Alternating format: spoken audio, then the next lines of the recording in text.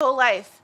And I've been completely inspired to continue my journey and stewarding the land. So I want to acknowledge Mama Hanifa and Malik for being pillars of this community, my heroes, my shiro.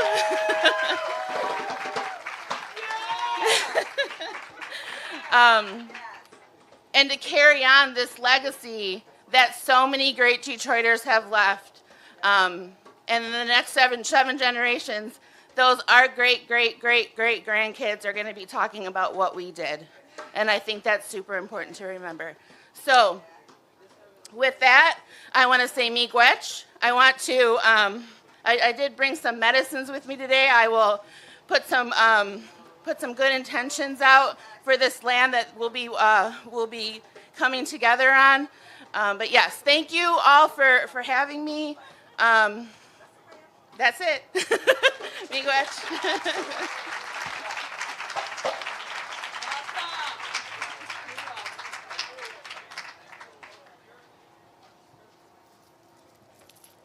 All right. Now, continuing in this thread of ancestrally literate ceremony, please make a whole lot of noise for one of DBCFSN's matriarchs, Mama Hanifa Ajuman, for pouring libations.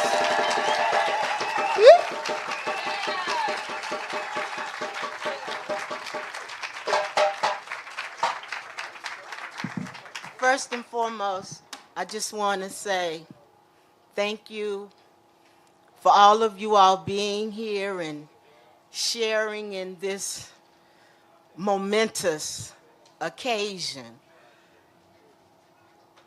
Rosebud, as I listened to your land acknowledgement, you reminded me that indigenous people have values that are cross-cultural. I heard you talk about Sankofa. I heard you talk about Kujichagulia. I heard you talk about Ujima.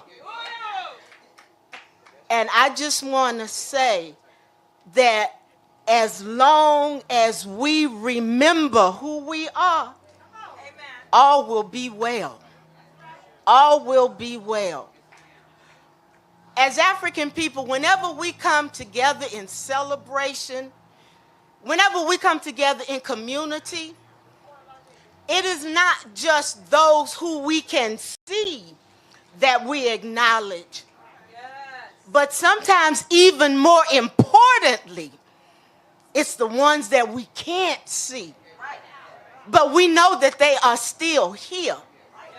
And we know that the shoulders that we stand on are the reasons that this day is a reality. And so before we begin any proceeding, we call into our midst those ancestors, those just and righteous ancestors for whom our lives are indebted. To Mother Dink Nesh, the beautiful one, the progenitor of all humankind. Let me repeat that. Mother Dink Nesh, the first mother, the progenitor of all humankind. To Mother Dink Nesh, we say Ashe. We acknowledge those first Africans who watched and wondered, who contemplated and created the world's first civilizations, unmatched even unto this day. We call the name of Imhotep, Amenhotep, Akhenaten, Queen Taye, Hatshepsut, Khufu, Khafre, and Menkaure, Zozar, Jehudimas. To those ancient African ancestors, we say, To those Africans who fought the incursion of those who would seek to subjugate the power of the African mind, body, and spirit. Queen Amanirenas of the Kushite kingdom, with an army of 30,000 fought off the Roman Empire. The great Hannibal, Taharka, Queen Nanny of the Maroons, guerrilla warrior queen. To the Ahosi of Benin, Miss Nomad, the Amazon. That brilliant corps of fighting sisters. To Queen Mother Yaa Asantewaa of Ghana, who took on the British Army and refused to relinquish the heart and soul of the Asante people, which was the golden stool. To Queen Mother Yaa Asantewaa, who told the men, if you will not fight, then we will fight. To Queen Mother Yaa Asantewaa, we say, we remember the Maroons, those extraordinary freedom fighters who built self-reliant communities in the swamps and forests, the hinterlands of the Americas, in the mountains of Jamaica, in Suriname, Guyana, and Brazil. Zumbi of Palmares, Grandinani, and Cuja of Jamaica. To them we say, we remember Dirty Boukman. Dirty Boukman, also known as Zumba Boukman.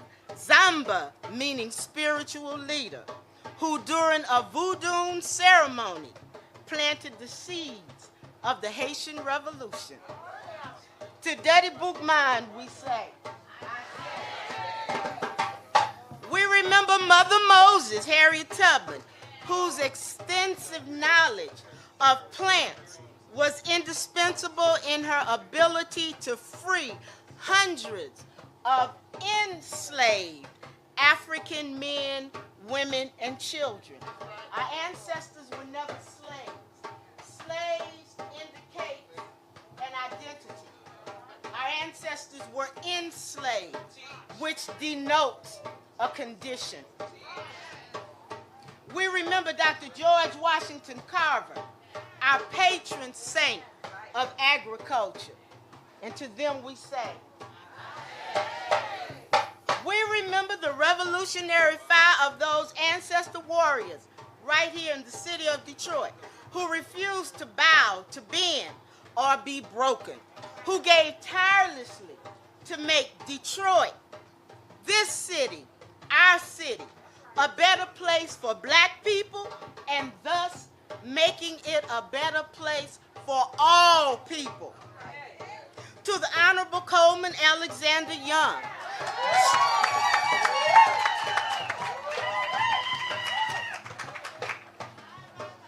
our holy patriarch of the shrines of the Black Madonna, Jeramogi Bebe Ajiman, and Bishop Nkenji Abi. Queen Mother Makunda, also known as Congresswoman Barbara Rose Collins. To them we say, to Elijah Muhammad, Elder Kwame Atta, Queen Mother Ocean Dara Nefertiti L, Queen Mother Ayo Hunter, Queen Mother Aisha Collier, to Brother Kwesi Ohene, Elder Baba Gerald Harrison and the Gardening Angels, Iya Oyen, Baba Lee Burns, and Elder Jomo Ribron, we say,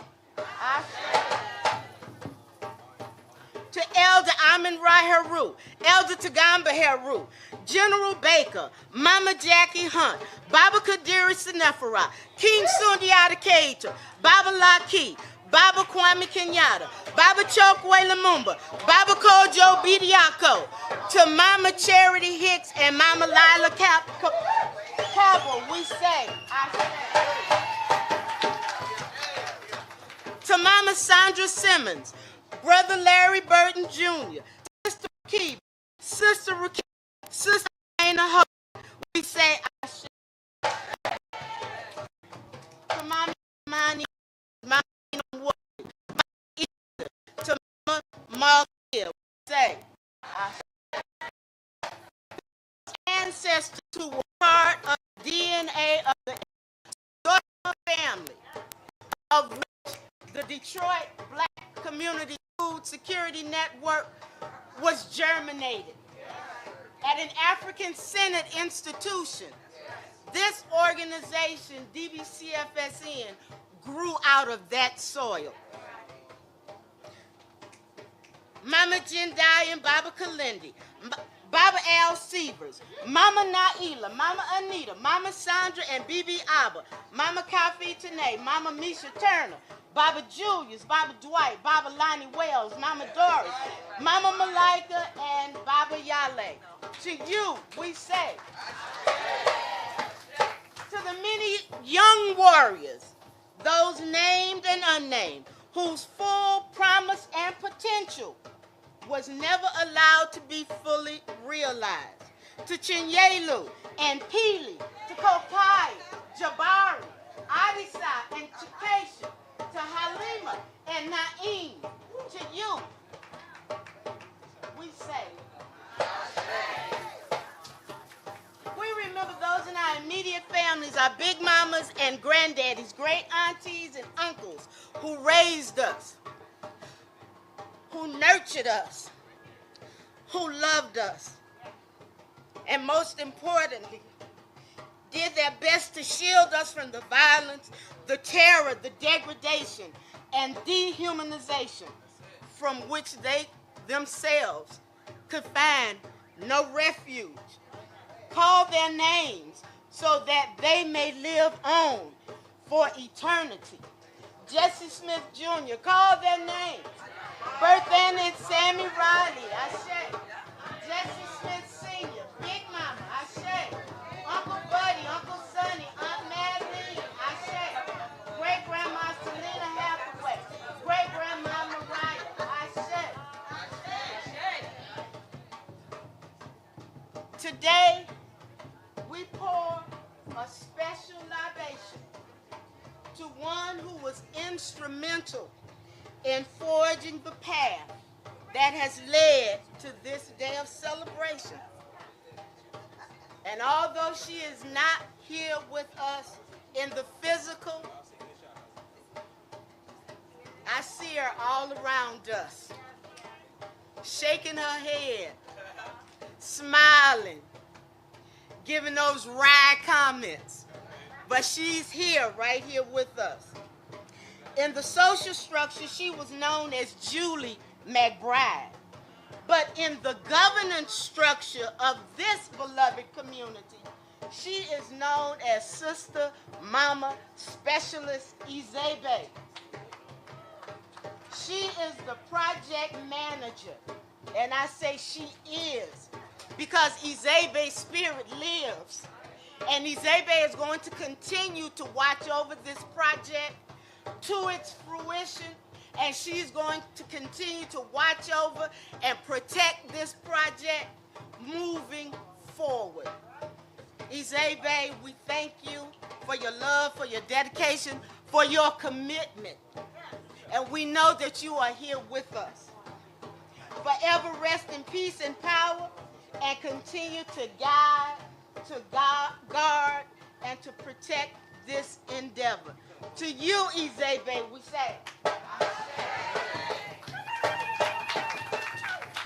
And finally, to those yet to be born, those who will one day pour libations to us and speak our names, as long, it's conditional, as long as we live a just and righteous life, according to the tenets of Ma'at: truth, justice, balance, order, harmony, reciprocity, propriety.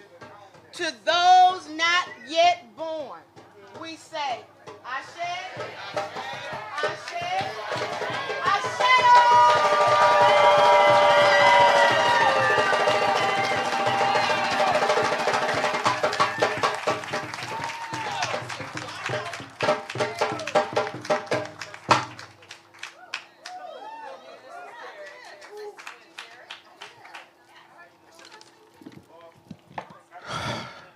Ashe.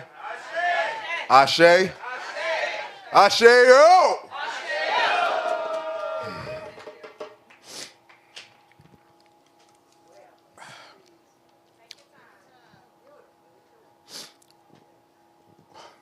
One thing that had to happen for us to be here right now is the economic destruction of our neighborhood. The institutional, systemic, systematized, deliberate economic warfare, centuries, even the most recent 4 or 5 decades. But it's that environment that created this opportunity. As Mama Hanifa brought all of our ancestors into the space, especially the ancestors who were on the front end of every policy that my generation gets to analyze in comfort. Our ancestors who were on the receiving ends of the hoses and the dogs and the militia that my generations and younger get to read about in comfort. It's just very important to ground in exactly what created the opportunity for us to be here now. There was a disruption. This is us repairing that disruption. Ashe.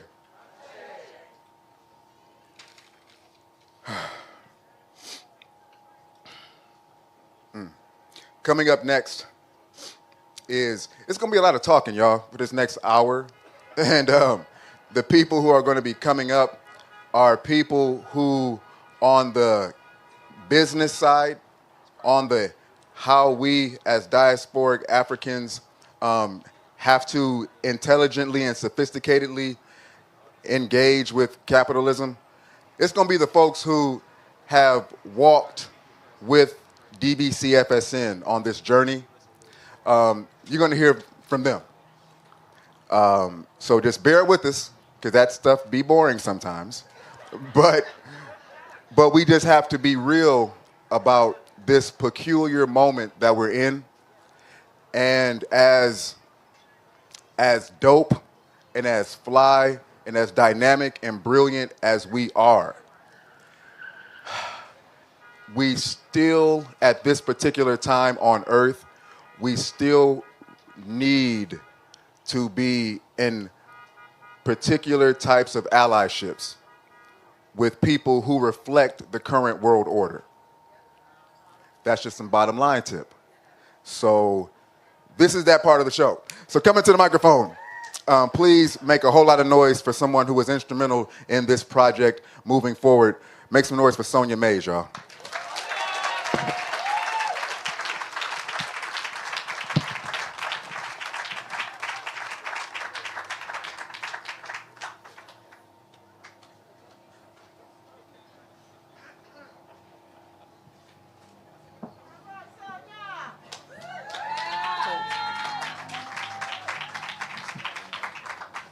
Bryce caught me slipping a little bit. I wasn't where I was supposed to be. It's okay. Good afternoon, everybody. Thank you for being here with us today. And let me just start by saying this weather is absolutely perfect for this celebration. So thank you, thank you. All right. So for those of you who don't know, I am Sonia Mays. I'm the founding CEO of a nonprofit called Develop Detroit. And we are one half of the nonprofit partnership that came together along with DBCFSN, the Detroit Black Community Food Security Network, to make the Detroit Food Commons Project possible.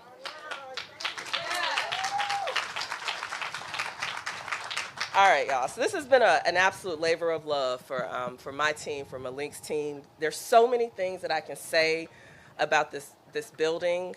So many things I can say about the Detroit People's Food Co-op. You're going to hear a lot of that today. I just want to take a few moments to just focus on what it took to get us here. This is the culmination of 12 years of work, 12 years of planning, 12 years of visioning, 12 years of sometimes disappointment, and now we're finally here where we can claim success. Development projects in Detroit are very, very hard. They are especially hard in neighborhoods like this where disinvestment has taken its toll. Even projects that seem really simple can take years to bring to fruition. When I started Develop Detroit in 2015, I have to admit that I didn't quite understand how long and hard real estate development in Detroit can be. But I definitely understood it by the time Malik Yakini called me about 4 years ago, when he first shared with me his vision for a community-owned grocery store right where you're standing. It was a really big vision. Malik didn't just want a grocery store. It had to be community-owned, and it had to be protected from the heartlessness of capitalism. Right. It had to be a place where the grocery store users had a say in what was on the shelf, a say at what was going on in that store. Malik didn't just want a single-story building. The building had to be big enough to create space for a commercial kitchen, so local food entrepreneurs had a place where they could do their work. It had to have community space so that local residents could have a place to go for celebrations and events right in their neighborhood. Malik didn't just want a simple design either. That's important because architects can show up and cost you a lot of money, but he didn't want a simple design. He didn't want it hidden on the side street. It had to be striking, it had to be bold, it had to be beautiful, and it had to be designed and built by Black talent right here on Woodward.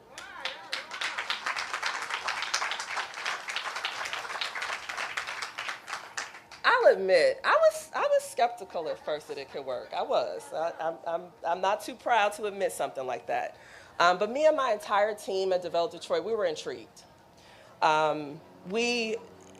This is a type of project that we simply put, we were built for. So we were absolutely intrigued. It wasn't that I didn't see it being a good idea. I grew up here in Detroit too, so I'm very familiar with the long distances that we have to drive to get fresh fruits, fresh vegetables, healthy food choices. So I'm familiar with all of that. I knew it was needed. And how could you not fall in love with a vision like this? Look how many people came out to support this, right? So this is just a great idea. So it wasn't any of that. I was actually skeptical because I knew it would be expensive. And I knew pulling it off would require a lot of partners and those partners had to be prepared to do things differently than they've done things in the past. They had to be prepared to support a very different type of development. I wasn't wrong to be skeptical. Again, it was really hard getting to this point today. Even by real estate standards, this was an incredibly complicated project. Many of our deal partners have commented that this is the most complicated project that they've worked on, and that's really saying something in Detroit. But we did figure it out collectively. Now, Malik is going to get up here, and he's going to have his own view of why we're ultimately successful. You should listen to that. I'm not going to say anything that contradicts that, but here's my perspective. This project is happening because everyone who came into contact with it saw its importance, and they prioritized supporting it.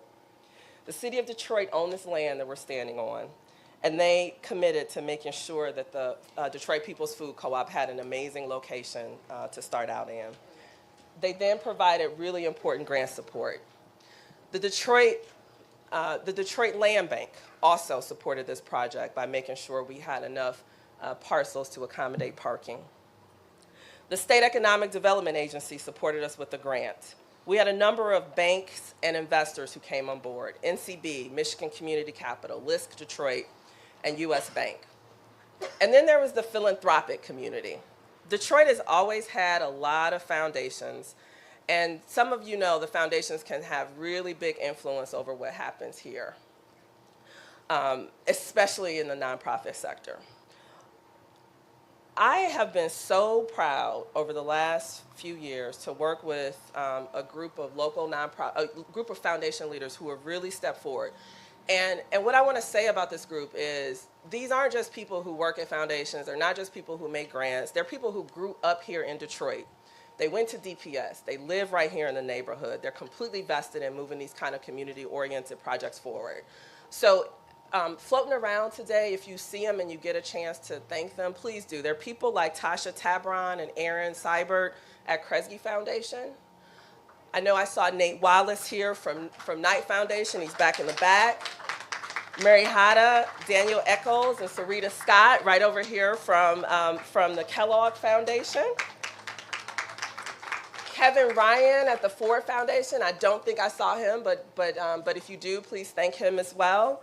Meredith Freeman and Kamara Morgan from the Max and Marjorie Fisher Foundation right over here.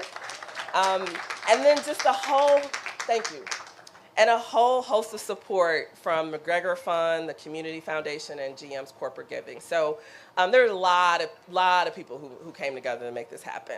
So I have so much love for this group of grant officers. They did not push back on this vision. They didn't try to diminish it. They didn't try to alter it. They didn't try to change what Malik knew this neighborhood needed. In fact, they said Detroit and the North End needs and deserves this. And then they went to bat within their own organizations to make sure that we had the grant support we needed.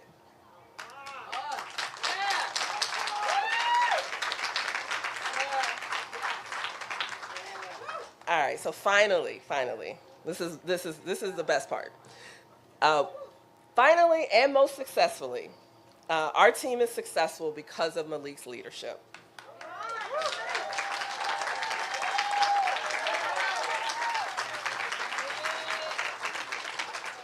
We're going to be giving Malik his flowers for the next 2 hours, 15 minutes. But no, seriously, he is a very special leader, if you don't know. He is once in a generational kind of special. Those of you who are already in Detroit's food access and food justice movement, you already know that. And you've already been celebrating him, I recognize that. But for those of you who aren't familiar, it is a wonderful thing to get schooled in Malik's version of leadership. I could take the rest of the day telling you about his accomplishments, his deep, deep knowledge about this country's food system and its food policy failures. I could tell you about his thoughtfulness, his community-first approach, his superb ability to coalition build, and the way in which he rolls up his sleeves to take action right here in Detroit. He doesn't just talk, he's about doing it and getting it done. There were dozens, if not hundreds of points throughout this process where Malik could have settled for less. He could have just got a store open that didn't rise to his vision, didn't rise to his standards, and he could have settled. But that's not who he is. That's not how he's built. There were parts of this project for which there were no settling, no compromise. I have learned a lot about standing your ground in this work from Malik. I am humbled to have worked with him. And Malik, against all sorts of obstacles and very, very long odds, brought us together to help improve food access right here in the North End. So here we stand, brought together by my brother Malik to celebrate his vision. He's going to be so mad at me. His vision and DBCFSN's vision. And so on behalf of my team, on behalf of all of our partners, I want to thank you and hope that you'll join me in thanking Malik for bringing us all together today.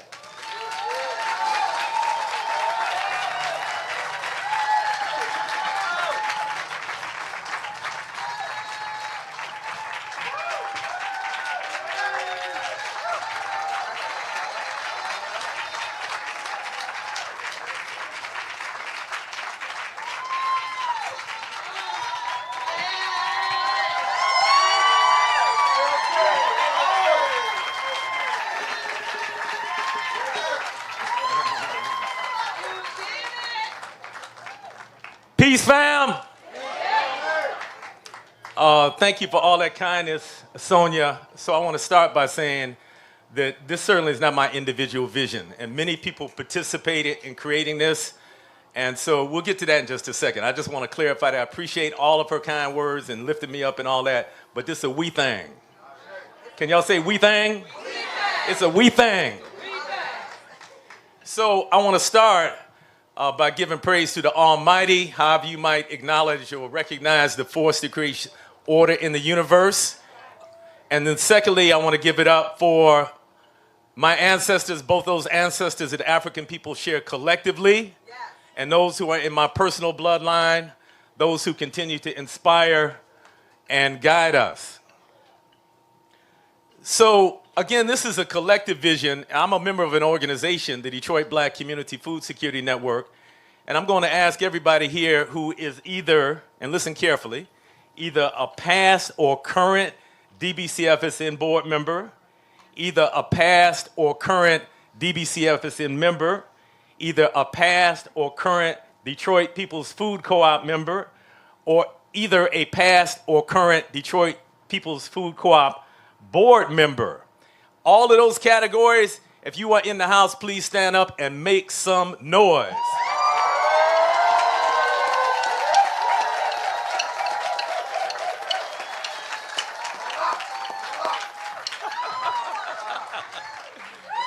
Can y'all say it's a we thing? It's a we thing. That's the only way we can progress, right? That's the only way. Mama Aneb, peace. I get in trouble when I start calling people out, but I can't look and see this sister in front of me and not acknowledge.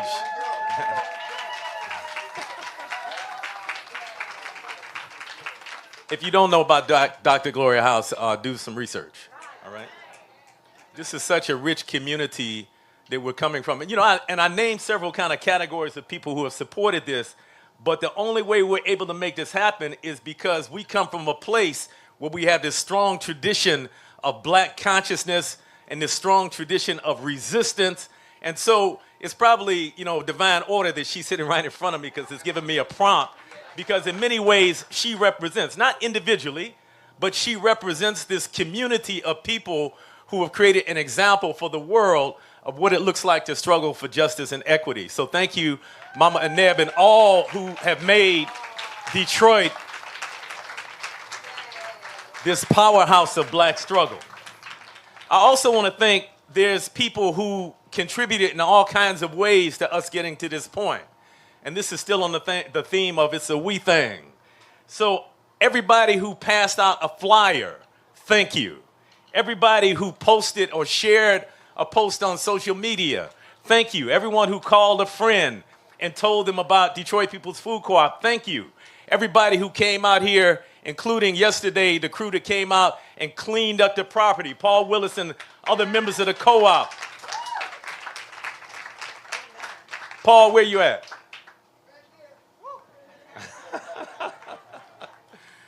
They've come out here several times over the, we've owned most of his property for a while. And so part of owning it, or part of even having it on a hold and maintenance agreement with the city, you have to maintain it. And so Paul and members of the co-op have been diligent about coming out here, picking up paper, making sure the property is clean. We want to thank all of those who made a donation, starting with DeAndre Levy, who is not here today, former Detroit Lions football player who made a sizable donation.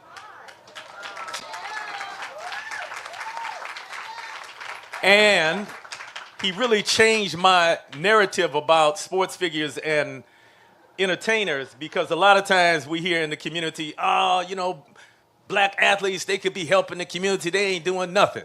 Or black musicians, they ain't doing nothing, they could be doing it. Well, the reality is we don't know who's doing what sometimes. Right? Just like when Prince passed, we found out he's supporting all these black organizations throughout the country. Didn't want any publicity. DeAndre Levy was the same way.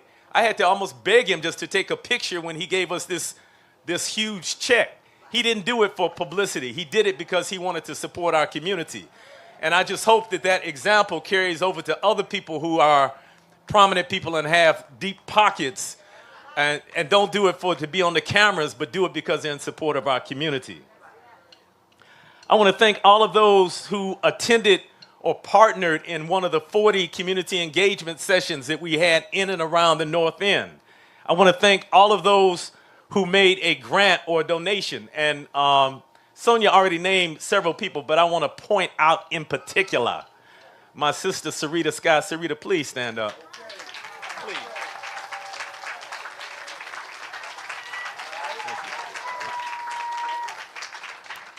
See, people who give a lot, they don't like being, singled out and pointed to and praised and things like that. But this is why I want to point her out in particular.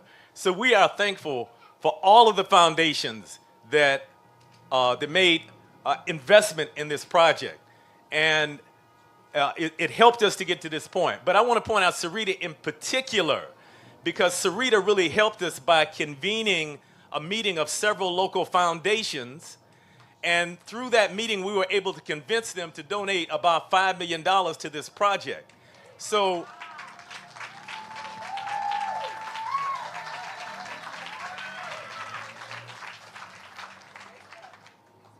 also, the hidden story behind the scenes on this is that Sarita and a number of other black women were behind the scenes pulling strings and making things happen within the halls of philanthropy and within the halls of city government, and did it quietly.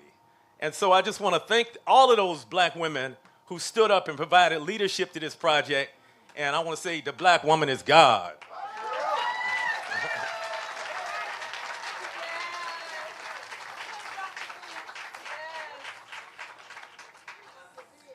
And I want to thank all of those, everybody. What's up, Renee? Everybody who contributed in big or small ways. This could not have happened without it being a collective effort. So why is Detroit Food Commons important? For several reasons. Let me find the right part on my notes, I'm sorry. It's important because it's led by a black food sovereignty organization, Detroit Black Community Food Security Network, which, by the way, we're changing our name soon. We're just waiting on the attorneys to finalize all of that. What's up, Dana? That's our attorney over there. Throw your hands up, Dana.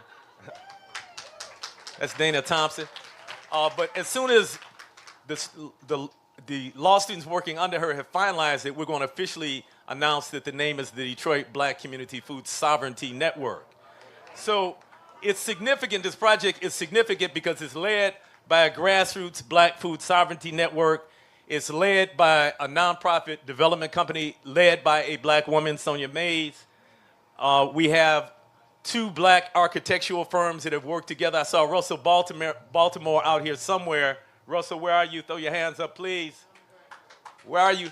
So Russell is what's called the design architect. So this beautiful concept of a building came out of his head. And when we started having the meetings, I noticed his brother always had on some dope socks. And I was like, that's the guy that we need right there. Because he had this aesthetic, right? He had this aesthetic that we were looking for that everybody couldn't really capture. So Russell, we are so thankful for your participation in this project. Interestingly, he now works for the city planning department, so he kind of got on multiple hats. But also the architect of record, the architecture firm who is working directly with the contractors and who has worked directly with us to bring this to this point is Sims Design Group, and I see Wesley Sims, and I think that's John standing next to him in the back. Throw your hands up so people can see who you are. Don't be shy. Sims Design Group, again, another black-owned architectural firm. And then finally, we have a black construction company, a black general contractor, L.S. Brinker. Is somebody here from L.S. Brinker? Throw your hands up. Throw your hands up.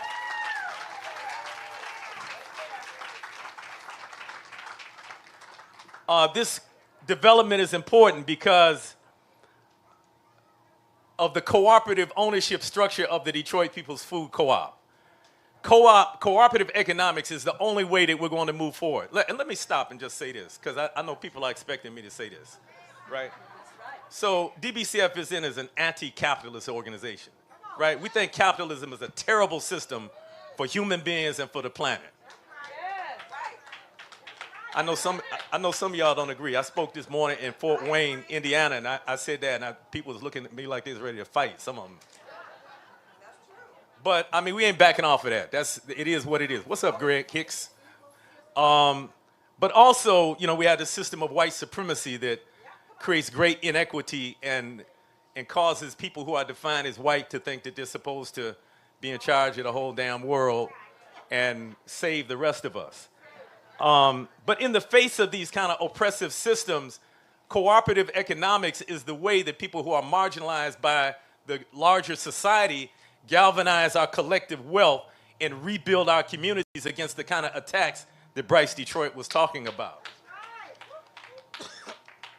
This development is important because it provides greater access to high-quality, nutrient-dense foods, many of which will be locally grown. Many of you know that DBCFSN is involved in urban agriculture, but we don't do this individually. We do it in concert with other people who are doing urban ag in Detroit, like Ohana Garden. Throw your hands up, Ohana.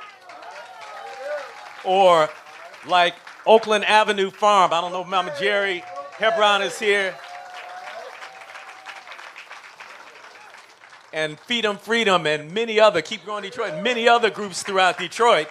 And so the Detroit People's Food Co-op will serve as a catalyst for local urban agriculture and allow local farmers to have a retail outlet to sell food at on a scale that previously did not exist. It contributes to the revitalization of the North End. And it's our sincere hope that we're able to attract other businesses to this area which have a similar value system, and that we're able to kind of create a liberated zone, that kind of situation, right? And then finally, it's a unique model of public and private funding. Funding has come from all kinds of sources to make this happen, and we certainly hope that what we have done here can be replicated in whole or in part by other black communities throughout the United States. So I'll end by saying that when Ghana got its independence in, I think it was 1958, the Honorable Kwame Nkrumah, who was the first president of independent Ghana, at the occasion of the independence of Ghana, made a speech, and in that speech he said that the independence of Ghana is meaningless unless it's linked with the total liberation of Africa. And similarly, I want to say that the Detroit Food Commons and the Detroit People's Food Co-op is most significant when it is linked to ending the extraction of wealth and the suppression of power of black communities throughout the United States. Peace.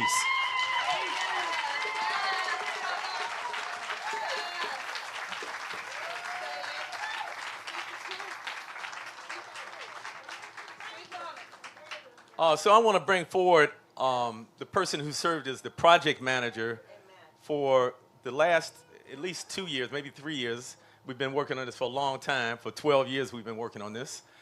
And Mama Hanifa acknowledged Julie McBride, who served as project manager and was the initial project manager. She joined the Ancestors in January of 2020. And since that time, the project manager has been Orrin Brandvain, who works for Develop Detroit. And as I'm bringing him on, I want to just say that he has done an incredible job. Wait. Hold on, out of order. Hold on, back up.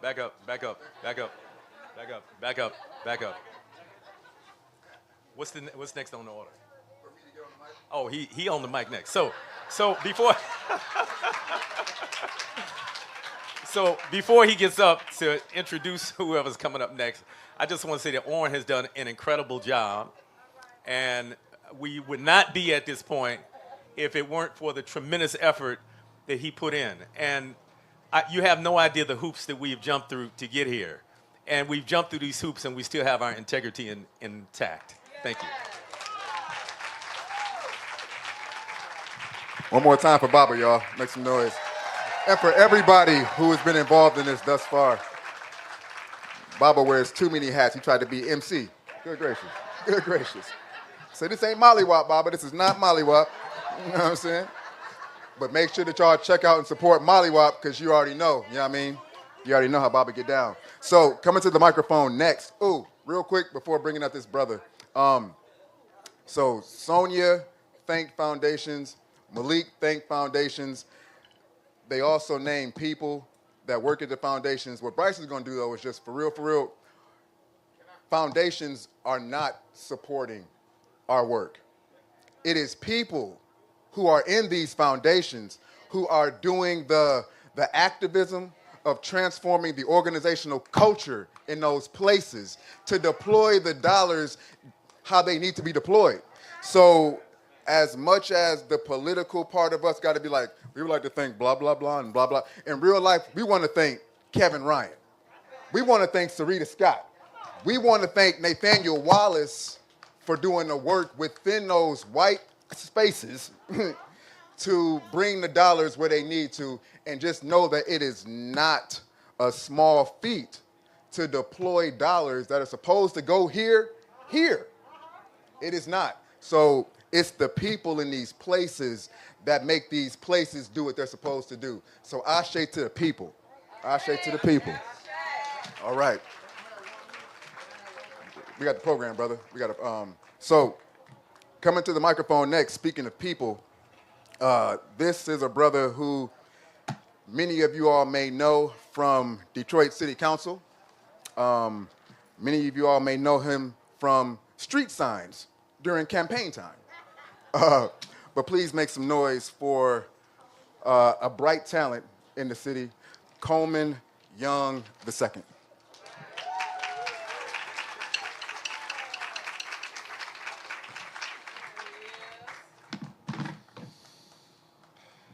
Detroit Black Community Food Security Network, what's going on? What's going on, everybody? Greatness is not perfection. It is overcoming the odds every time you're challenged. I want you to look about you. I want you to drink in this moment. You are sitting and standing on the foundation of greatness.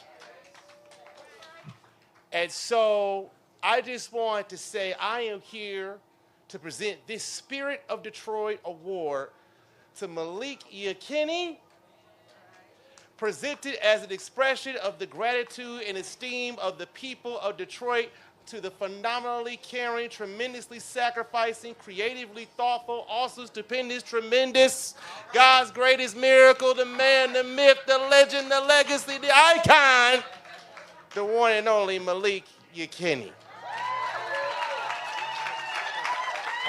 I'm not done. Master community organizer and founding member of the Detroit Black Community Food Security Network, driving force behind the creation, production, support, and construction of the Detroit People's Cooperative and ultimately Detroit Food Commons. You are indeed an asset to our great city of Detroit. We are eternally grateful for your tireless efforts that bring health and lifts the spirits and hearts of the people of Detroit. And I just wanted to say in conclusion that man should not aspire to stand on top of the world, but stoop down and lift mankind higher. Detroit Food Commons and Malik Yakini, you have done that today. So I celebrate you with this Spirit of Detroit Award, Mr. Yakini, and to the Detroit Food Commons as well. I am Coleman Young II, as a son of the Honorable Coleman Young II, the baddest man on the planet. It is always a pleasure to be around people who represent the African spirit of self-determination and uplifts, of encouragement, but more importantly, think of the people that will have fresh food that were denied it. Think of the people who will have jobs that were denied it. Think of the people that will be able to feed their families, put shoes on their children, put clothes on their backs and a roof on their head, and have water in their house that were denied it because of the work you did today. You have gone about the business of perfecting the city of Detroit, and we will always be eternally thankful. Thank you so much for your time.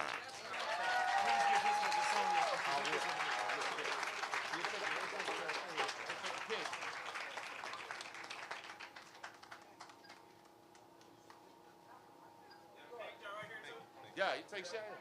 Sonia, don't go. Sonia, don't go. Miss Mays, come on. Miss Mays, come on. Let's give it up, everybody. Miss Mays, one more time.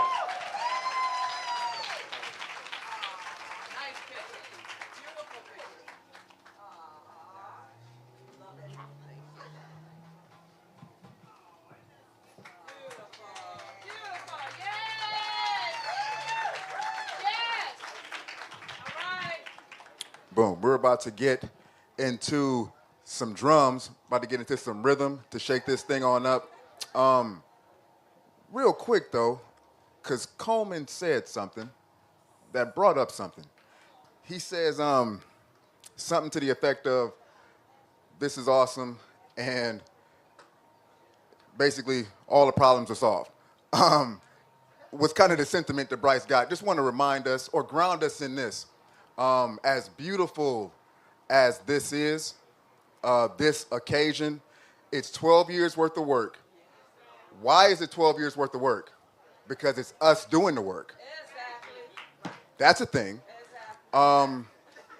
We also, we've acknowledged the city of Detroit's support. And this is me towing a line. We got to toe a political line with my words. But this project took 12 years inside the city of Detroit. A majority black, a majority diasporic African city. It took 12 years to get a black development project off the ground in a black city.